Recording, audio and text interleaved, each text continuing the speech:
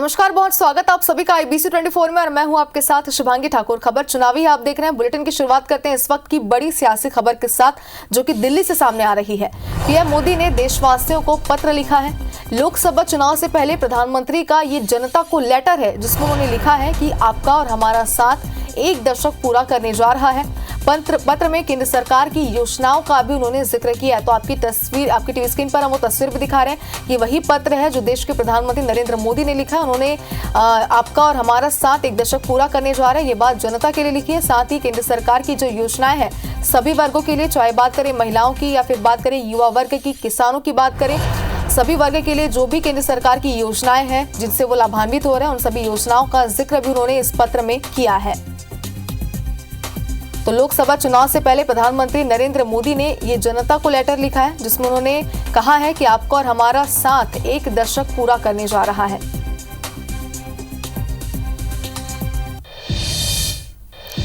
और अब बात करते हैं आज की सबसे बड़ी सियासी हलचल की। लोकसभा चुनाव की तारीखों का आज ऐलान होने वाला है।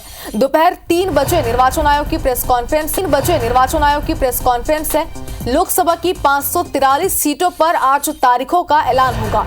7 से 8 चरणों में लोकसभा चुनाव हो सकते हैं।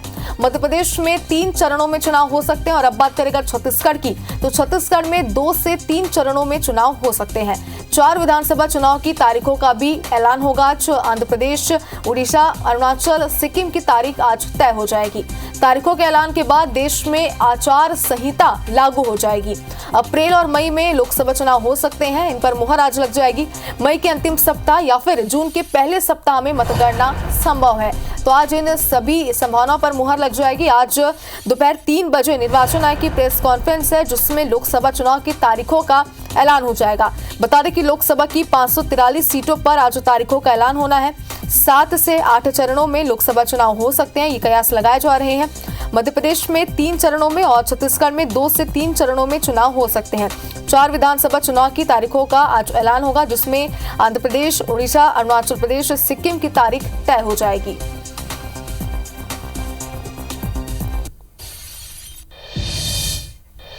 और शराब घोटाला मामले में सीएम केजरीवाल को राहत मिल गई है। अदालत ने 15,000 की निजी मुचलके पर उन्हें जमानत दी है। ईडी ने समन की अनदेखी के खिलाफ याचिका दायर की थी।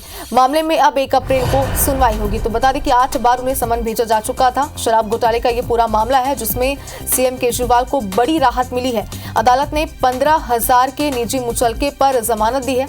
और बता दें आपको कि ईडी ने समन की अनदेखी के खिलाफ याचिका दायर की थी। और बात करें आगे की, तो मामले में अब 1 अप्रैल को आगे की सुनवाई होगी। तो शराब घोटाले का ये पूरा मामला है। लगातार 8 बार ईडी ने सीएम केजरीवाल को समन भेजा था। अदालत ने 15,000 के मुचलके पर उन्हें जमानत दी है। ईडी ने समन की अनदेखी के खिलाफ याचिका दायर की थी।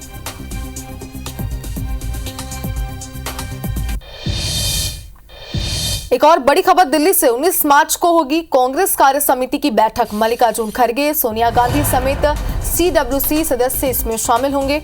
लोकसभा चुनाव के लिए घोषणा पत्र को अंतिम रूप देने और चुनाव की रणनीति पर इस बैठक में चर्चा की जाएगी। तो 19 मार्च को है कांग्रेस कार्य समिति की बैठक और खास तौर पर लोकसभा चुनाव की रणनीति बनाने के लिए ये बैठक आयोजित की जा रही है, जिसमें सोनिया गांधी, कांग्रेस के अध्यक्ष मल्लिकार्जुन खड़गे भी इसमें शामिल होंगे। बैठक में CWC सदस्य भी शामिल होंगे। तो बेहद ही अहम और खास ये बैठक होने जा रही है, क्योंकि जाहिर सी बात है लोकसभा चुनाव की रणनीति को अंतिम रूप इसमें दिया जाएगा। तो पार्टी के घोषणा पत्र को लेकर के भी इस बैठक में चर्चा की जाएगी। तमाम CWC के पदाधिकारी कार्यकर्ता इसमें शामिल होंगे। 19 मार्च ये वो तारीख है जब कांग्रेस कार्य समिति की बैठक होगी। इसमें सोनिया गांधी और कांग्रेस अध्यक्ष मल्लिकार्जुन खड़गे भी शामिल होंगे।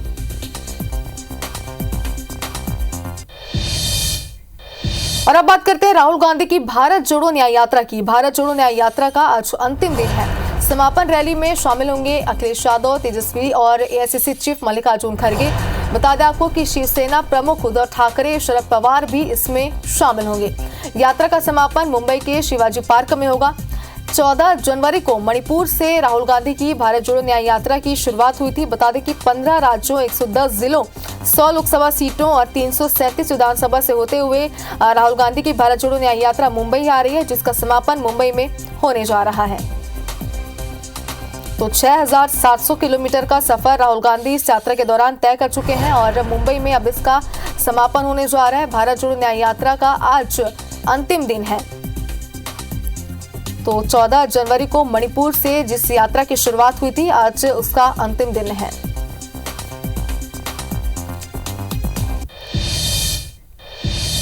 और राजनीतिक दलों को इलेक्टोरल बॉन्ड के रूप में मिले चंदे को चुनाव आयोग ने सार्वजनिक कर दिया है। सुप्रीम कोर्ट के आदेश के बाद ये डेटा चुनाव आयोग की वेबसाइट पर अपलोड किया गया है।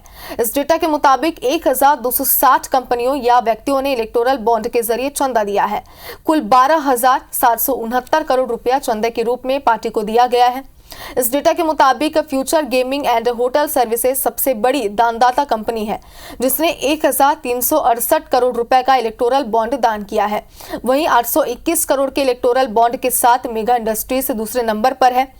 Quick supply chain, Vedanta, Haldia energy, Bharti group भी टॉप 10 दानदाता में शामिल है। इलेक्टोरल बॉन्ड के जरिए सबसे ज्यादा 6,060 करोड़ रुपए बीजेपी को मिले हैं, जबकि दूसरे नंबर पर तृणमूल कांग्रेस है, जिसे 1,609 करोड़ रुपए मिला है। 1,421 करोड़ रुपए के चंदे के साथ कांग्रेस पार्टी तीसरे नंबर पर है। तेलंगाना के चंद्रशेखर राव की पार्टी भारत राष्ट्र समिति 1,214 करोड़ चंदे के साथ चौथे नंबर पर है। वहीं ओडिशा में सरकार चला रही बीजू जनता दल को 775 करोड़ रुपए का चंदा मिला है। DMK, YSR, Congress, TDP, Shiv Sena, RJD और आम आदमी पार्टी सहित 26 राजनीतिक दलों को इलेक्टोरल बॉन्ड के जरिए चंदा दिया गया है। 1 अप्रैल 2019 से 15 फरवरी 2024 के बीच 22,217 बॉन्ड खरीदे गए हैं, जिनमें से 22,030 बॉन्ड को कैश करा लिया गया है।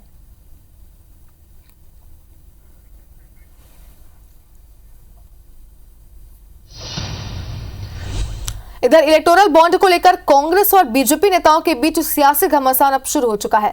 पूर्व मंत्री टीएस सिंहदेव ने सोशल मीडिया प्लेटफॉर्म एक्स पर पोस्ट कर कहा कि इलेक्टोरल बॉन्ड के डाटा से यह साफ हो गया है कि बीजेपी एक माफिया की तरह काम करती है। अमीर कंपनियों को ईडी-आईटी के जरिए डराया जाता है और फिर उनसे चंदे के नाम पर हजारों करोड़ रुपए वसूले जाते हैं। जिसके जवाब में मंत्री रामविचार नेताम ने कहा है कि कांग्रेस कुछ भी आरोप लगा सकती है। डराने धमकाने का काम कांग्रेस का है। भ्रष्टाचार के पैसे से भाजपा में चुनाव नहीं होते हैं।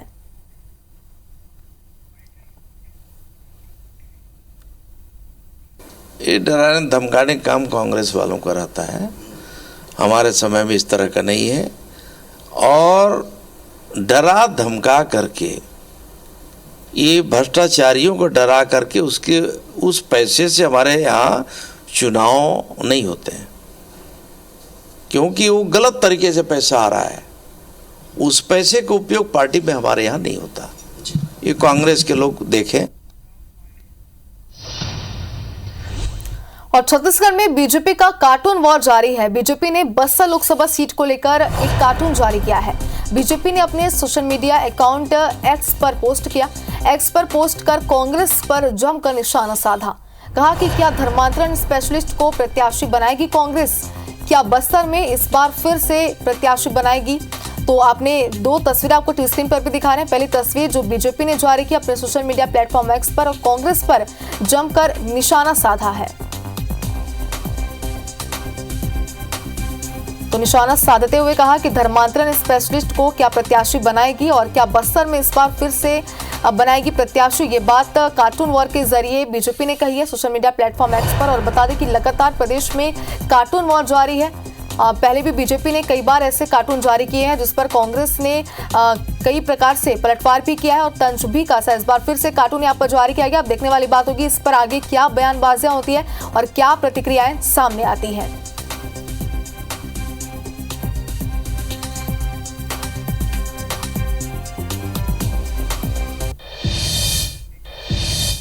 और जैसा कि आपने देखा कि छत्तीसगढ़ बीजेपी की कार्टून वाली सियासत जारी है। बीजेपी रोजाना कांग्रेस के लोकसभा प्रत्याशी के खिलाफ पोस्टर जारी कर रही है। आज कांग्रेस के 5वें प्रत्याशी का कार्टून जारी किया। महासमुंद लोकसभा सीट के कांग्रेस उम्मीदवार ताम्रध्वज साहू का पोस्टर जारी कर कहा कि जो भुवनेश्वर साहू के नहीं हुए वो आपके क्या होंगे। गुरुवार को रायपुर लोकसभा क्षेत्र के कांग्रेस प्रत्याशी विकास उपाध्याय का पोस्टर जारी किया गया था, जिसमें लिखा गया, रायपुर वासी सावधान, इस विकास के साथ विनाश आता है। बीजेपी ने कार्टून पॉलिटिक्स की शुरुआत प्रदेश की हाई प्रोफाइल सीट राजनांदगांव से की है।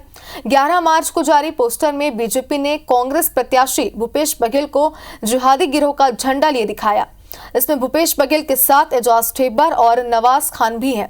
साथ ही बीजेपी ने कैप्शन लिखा कि राजनांदगांव या जिहाद गांव, चुनाव आपका है। वहीं दूसरा पोस्टर मंगलवार को जारी किया। इस कार्टून पोस्टर के जरिए जांजगीर से कांग्रेस के लोकसभा प्रत्याशी डॉक्टर शिव डहरिया पर निशाना साधते हुए लिखा कि जनता सावधान रहे, पूर्व कब्जाबाज मंत्री की नजर आपकी जमीन पर है। इसके साथ ही बुधवार को कोरबा से कांग्रेस प्रत्याशी ज्योत्सना महंत पर वार किया गया। इस पोस्टर का कैप्शन दिया गया है, इस बार निष्क्रिय नहीं, सक्रिय सांसद चुने।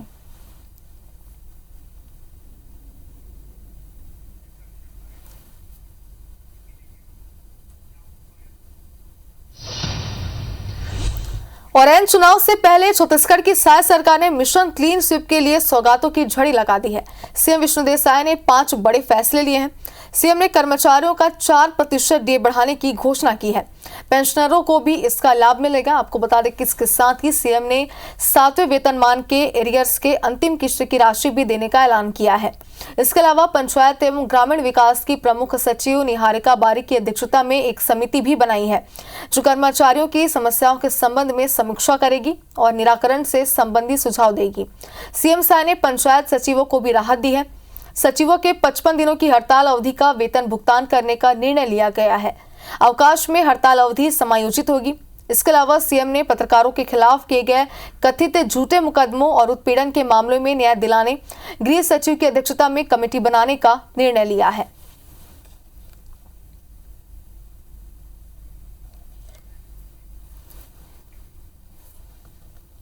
जो कर्मचारी हैं उनके 7वें वेतनमान में 4% महंगाई भत्ता एवं पेंशनरों के महंगाई राहत में 4% की वृद्धि का सरकार ने निर्णय लिया है। ग्राम पंचायत सचिवों की हड़ताल अवधि को उनके अर्जित अवकाश में समायोजित करते हुए उन्हें 55 दिन का वेतन भुगतान करेंगे। और मीडिया जगत से जुड़े बंधुओं के खिलाफ उत्पीड़न की अनेक शिकायतें सामने आई थी। गृह सचिव की अध्यक्षता में कमेटी का गठन कर रहे हैं, जो मतलब इसकी जांच करेगी। और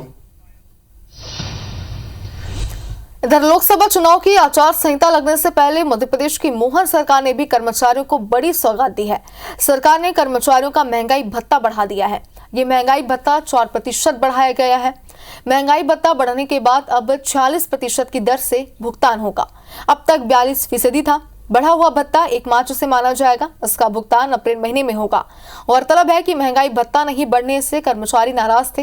हालांकि प्रदेश में 4.5 लाख सरकारी रिटायर्ड कर्मचारियों को फिलहाल इंतजार करना होगा। उन्हें 38% महंगाई भत्ता ही मिल रहा है। सरकार के इस फैसले के बाद मुख्यमंत्री मोहन यादव ने सभी कर्मचारियों को बधाई दी। उन्होंने सोशल मीडिया अकाउंट पर लिखा कि शासकीय सेवकों को देय महंगाई भत्ते की दर में 4% वृद्धि का निर्णय लिया गया है। इस वृद्धि के उपरांत महंगाई भत्ते की दर 1 जुलाई 2023 से कुल 46% हो जाएगी। इसका लाभ 1 मार्च 2024 से मिलेगा। प्रदेश के समस्त शासकीय सेवकों को इसकी बधाई।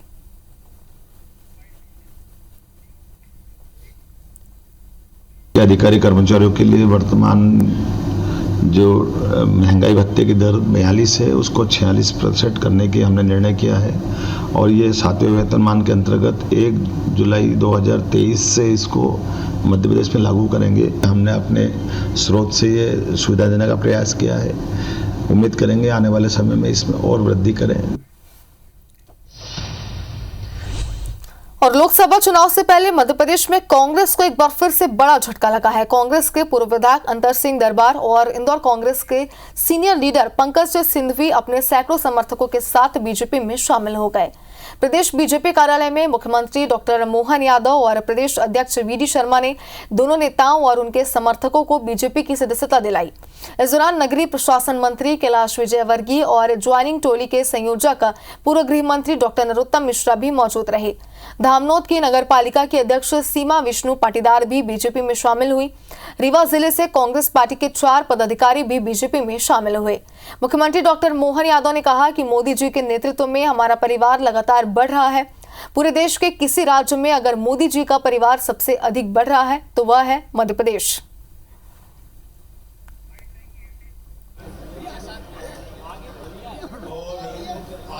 परिवार मिलन समारोह हमारे परिवार में आप सम्मिलित हुए, तो मैं आपका स्वागत करता हूँ, अभिनंदन करता हूँ।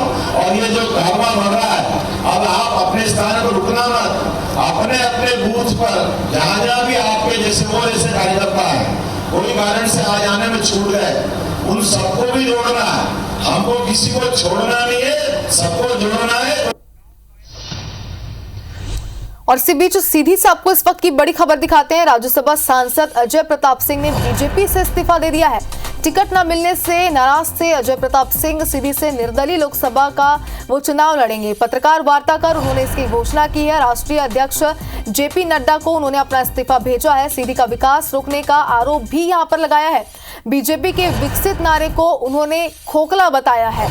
तो प्रेस वार्ता कर उन्होंने ये बड़ी घोषणा यहां पर की है। राज्यसभा सांसद अजय प्रताप सिंह, जिन्होंने बीजेपी से इस्तीफा दिया है, टिकट नहीं मिलने से वो नाराज थे, ये बताया है। और सीधी से निर्दलीय लड़ेंगे लोकसभा चुनाव। ज्यादा जानकारी के लिए हमारे संवाददाता मनोज हमारे साथ जुड़ चुके हैं। मनोज, क्या कारण है इस्तीफा देने का, ये तो उन्होंने साफ कर दिया है। टिकट नहीं मिलने से वो नाराज चल रहे थे, साथ ही कई आरोप भी उन्होंने यहाँ पर लगाए। आरोप के बारे में विस्तार से जानकारी दीजिए, साथ ही बताइए कि कितना इफेक्ट इसका आगे लोकसभा चुनाव में बीजेपी को पड़ सकता है। बिल्कुल, जैसे कि हम बात करें कि अजय प्रताप सिंह जी वर्तमान में राज्यसभा सांसद हैं बीजेपी पार्टी से, और साथ ही अगर देखा जाए तो बहुत काफी पुराने समय से बीजेपी और आरएसएस के जमीनी नेता माने जाते हैं। लेकिन आज जिस तरह से उन्होंने एक इस्तीफा दिया है राज्यसभा, उन्होंने जो पार्टी से इस्तीफा दिया और जेपी नड्डा को भेजा, तो निश्चित तौर से उन्होंने ये कहा है कि हमारे एक अंतिम समय का एक डिसीजन है। जब आदमी हताश हो जाता है, पूरी तरीके से पार्टी से हताश हो जाता है, तब इस्तीफा देता है। उन्होंने कहा कि जिस तरह मोदी सरकार और नरेंद्र मोदी जी देश के विकास की बात करते हैं, तो वो देश का विकास नहीं है बल्कि खोखला विकास। तो उन्होंने जिस तरह कहा है कि हम अपने प्रदेश के और अपने जिले की जनता की सेवा करना चाहते हैं, पार्टी में रह के हम नहीं कर पाए जिस तरह हम चाहते थे, तो वो चीजें बीजेपी से हासिल नहीं हो पाई, जिसके चलते प्राथमिक इस्तीफा उन्होंने जेपी नड्डा जी को भेज दिया है। बिल्कुल मनोज, लेकिन इस्तीफा तो उन्होंने दे दिया, लेकिन बीजेपी पर गंभीर आरोप भी लगाए हैं। क्या प्रतिक्रिया अब तक सामने आई है इस पर?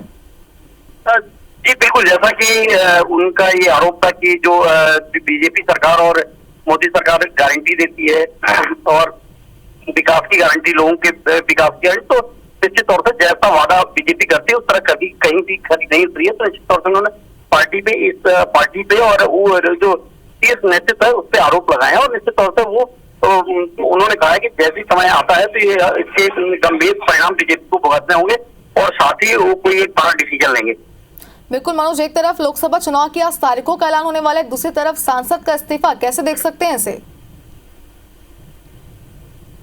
जी बिल्कुल, देखा जाए कि जिस तरह चुनाव सामने है, लोकसभा का चुनाव है, बीजेपी पूरे दमखम के साथ प्रदेश की सारी सीटों को जीतने का दावा करती है, उस तरह एक राज्यसभा सांसद, और वो भी बहुत पुराने समय से एक बीजेपी और आरएसएस से जुड़े थे, तो निश्चित तौर से उनका इस्तीफा देना एक विस्फोट की तरह बीजेपी से साबित होगा। बिल्कुल मनोज, लगातार दल बदल की सियासत देखी जा रही है, राजनीति लगातार देखी जा रही है, और आज तारीखों का ऐलान होने वाला है, इसके पहले ही एक बड़ी घोषणा उन्होंने यहाँ पर की है। शुक्रिया आपका फिलहाल तमाम जानकारी के लिए। तो ये इस वक्त की बड़ी खबर आपको दिखा रहे हैं, जैसे कि हमारे संवाददाता मनोज हमारे साथ जुड़े थे, जिन्होंने ये जानकारी दी कि पत्रकार वार्ता में उन्होंने साफ तौर पर बीजेपी पर कई गंभीर आरोप लगाए, साथ ही ये भी साफ कर दिया कि टिकट नहीं मिलने से वो लगातार नाराज चल रहे थे, निर्दलीय वो चुनाव अब लड़ेंगे, ये जानकारी भी उन्होंने यहाँ पर दी है। बीजेपी पर सीधी विकास रोकने का भी यहाँ पर उन्होंने आरोप लगाया है। अब देखने वाली बात होगी कि इस आरोप के पर क्या प्रतिक्रिया सामने आती है, क्या बयानबाजी इस पर होती है। सांसद अजय प्रताप सिंह, जिन्होंने बीजेपी से इस्तीफा दे दिया है।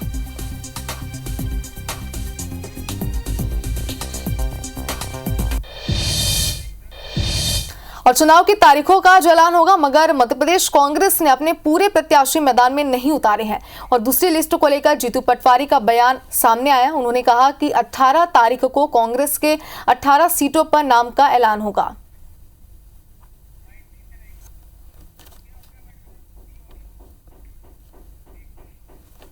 प्रत्याशी आपके रुके हुए कब तक आ जाएंगे? 18 तारीख के दिन शाम तक 100% कांग्रेस पार्टी के सारे प्रत्याशी घोषित हो जाए।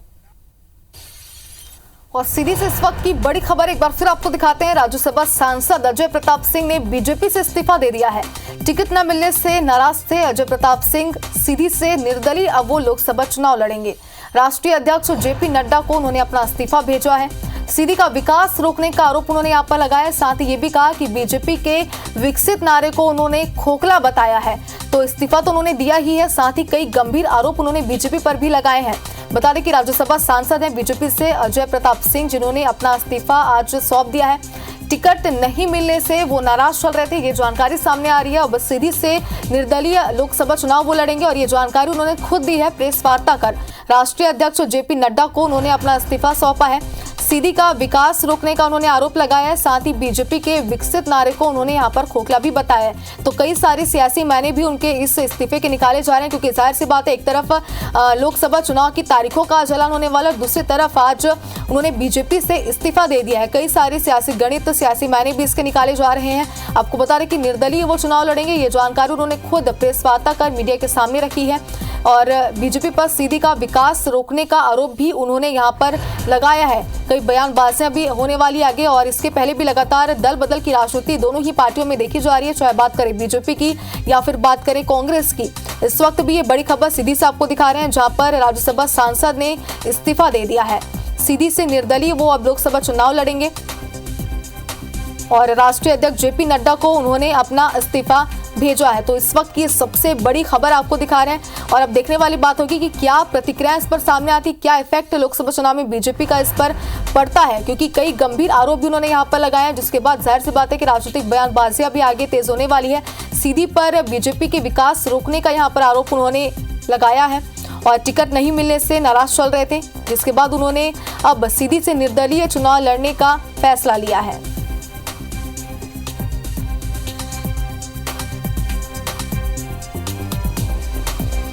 और ज्यादा जानकारी के लिए हमारे संवाददाता विवेक पटैया हमारे साथ जुड़ चुके हैं। विवेक, आपसे ये समझना चाहते हैं, एक तरफ आज लोकसभा चुनाव की तारीखों का ऐलान होने वाला है, दूसरी तरफ राज्यसभा सांसद ने इस्तीफा दे दिया है। उन्होंने साफ तौर पर ये कह दिया है, कई गंभीर आरोप लगाए हैं और टिकट नहीं मिलने से नाराज थे। प्रेस वार्ता का तमाम जानकारी उन्होंने यहाँ पर दी है। क्या मायने इसके निकाले जा सकते हैं आज? देखिए, बहुत बड़े कद के नेता है अजय प्रताप सिंह और राज्यसभा के सांसद हैं। उनका कार्यकाल जो है अभी वर्तमान में अप्रैल महीने तक है राज्यसभा का, और उनको उम्मीद थी कि सीधी लोकसभा सीट से उनको इस बार बीजेपी जो है चुनाव मैदान में उतारेगी। और मध्य प्रदेश के विधानसभा अध्यक्ष नरेंद्र सिंह तोमर के काफी नजदीकी माने जाते हैं अजय प्रताप सिंह, और ऐसे में आज उन्होंने इस्तीफा दे दिया है बीजेपी प्राथमिक सदस्यता से, और अब वो निर्दलीय चुनाव लड़ने की तैयारी में है। तो एक बड़ा झटका बीजेपी को यहाँ पर मिल रहा है, जब बीजेपी पूरे प्रदेश में एक अभियान चला रही है बड़ी संख्या में कांग्रेस के नेताओं को पार्टी से जोड़ने का। ऐसे में खुद की पार्टी के नेता का जो है पार्टी छोड़ देना, एक बड़ा झटका यहाँ पर बीजेपी को लगा, जैसे कि जानकारी आप दे रहे थे। फिलहाल शुक्रिया आपका तमाम जानकारी के लिए।